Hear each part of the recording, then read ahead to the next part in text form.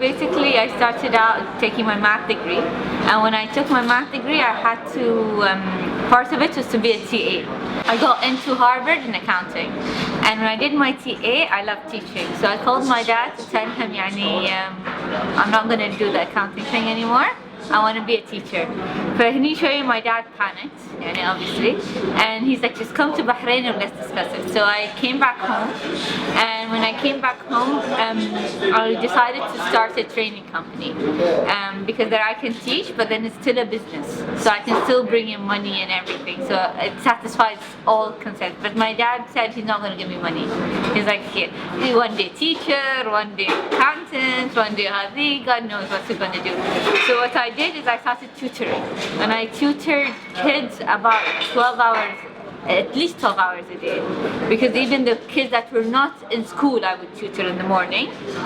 ليه 10 ساعات بالليل كل يوم لما يجمعت لي 20,000 دينار, because that's how much you need to open a training company. And then I found out that you can't open a training company if you're 21 years old. I was 21 at that time.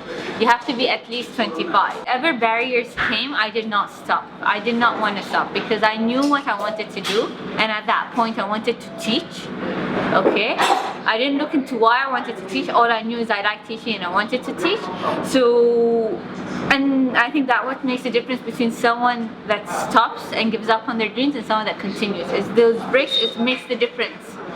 And so these brick walls came to me like there's no tomorrow. At the end, I read one of Steve Jobs' book, حاصلة, and he kept talking about we as a group, and he said he liked to design and he liked to do what he does, but he doesn't manage, he doesn't do accounting, he doesn't do the marketing. That's not his passion. His passion is designing. I have no idea about the accounting, never took accounting in my life, have no idea about the marketing or the hiring or whatever. I did the training camp for me to teach. So what I did is I convinced people around me that I knew that were good to come in as managers, to come in as accountants, to come in. So right now in my training company, I'm not the head of the training company. I'm a trainer in my training company. I have 2 managing directors, I have the HR, I have an accountant, I have people that run it and do it because they believe in my dream too. So it becomes their dream. So it's making people believe in the dream that you have. So we turned out #1 in Bahrain 3 years in a row by quality assurance, and I teach doctors, I teach nurses, I teach head of banks, I teach ministers, I teach ministries. So we teach a lot of things. And but when I looked into it more, I realized that what I wanted, because even though I got what I thought I got, what I wanted, I realized that's not it. What I really wanted is to make a difference. And yes, I'm making a difference in a classroom, but I wanted to make more difference. So me and one of my friends, Maryam, we started a charity called Dream Society. And what we do is we make the dreams of the terminally ill come true. And in that journey, and we got a group of people, and we were very successful, and we've been doing it now for 5 years, and we made many dreams come true, and events and all of this for the kids. But I realized that one of the things is I wanted to help them more. Like it makes them happy, it makes the parents happy, but I did not have the background on how to help them. Like when they come, what do we do? I feel depressed. I didn't know what they should do. I had no idea what they should do. And so I wanted to get more into it, and so I took my master's in psychology, in psychotherapy to be exact. First I took a diploma and then advanced diploma and then all of that until I got into the master's. So I took it in psychotherapy, CBT, which is cognitive behavior therapy.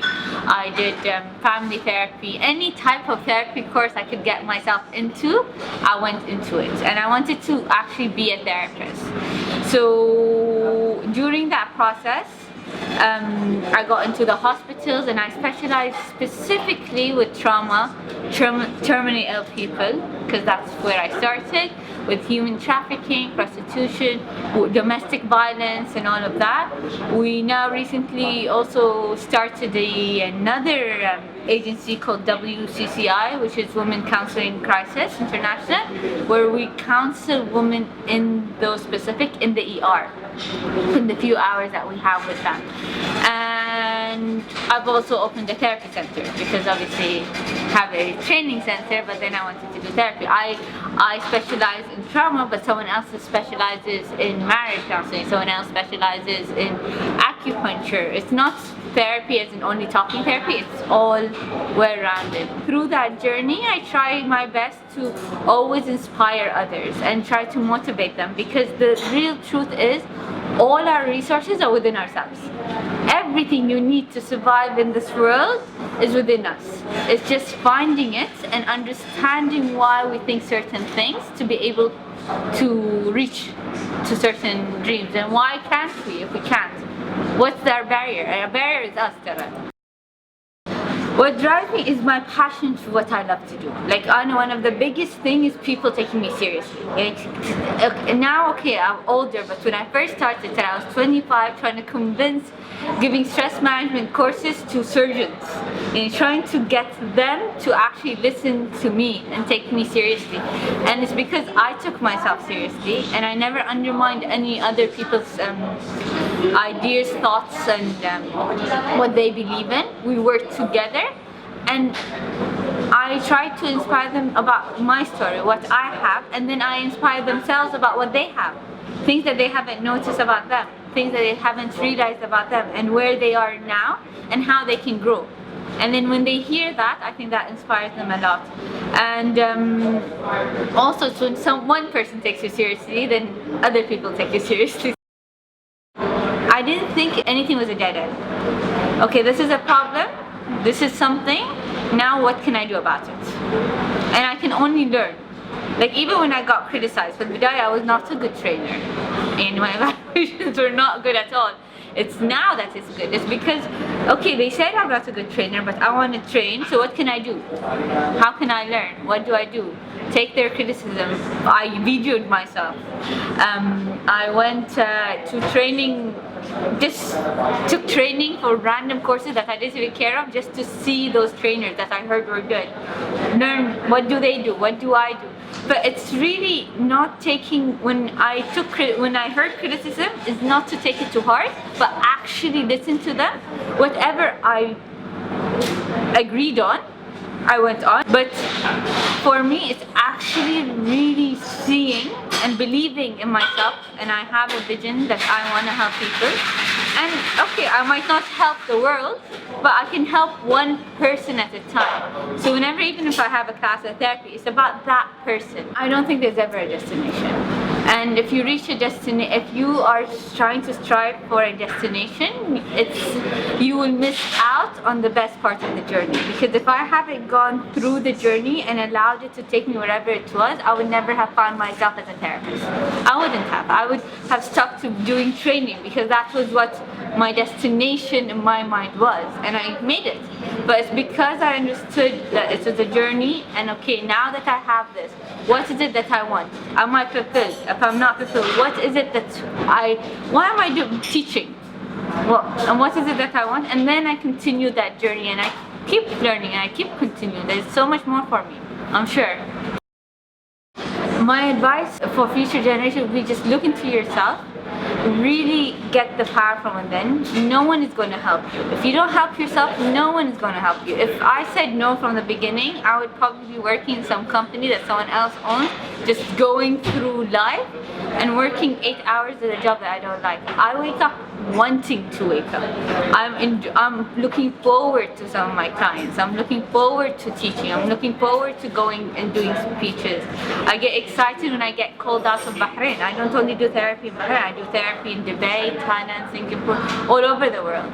And so it's helped me to wake up. So if people can find their passion, and their passion is really from within, then they can actually do it, conquer whatever they want. ما في شيء اسمه you can't. There's no such thing. Even when the laws were against me, أنا في البداية every single law in Bahrain was against what I did. You know, you can see right now, so many women have so many jobs, so many good things. I see it with domestic violence, and if you talk about it, when I first started, many of these women were so not empowered and don't even have information. We're becoming more empowered. We're taking decisions. More women that are getting beaten up, getting raped, going to the courts, fighting for their cases, human trafficking, talking, trying to escape. Where when I first started, that wasn't the case. It was more me trying to push them than them trying to push themselves. Now people come to me wanting, like, okay, you came. What do we do now? I want to do this. I want to leave this. How can you empower me? And I think knowledge, I think education makes a big difference. And we have so much education now available, and we're working on getting more on the media, how women in the media now, and having so many good women role models, I think makes a difference, makes a huge difference.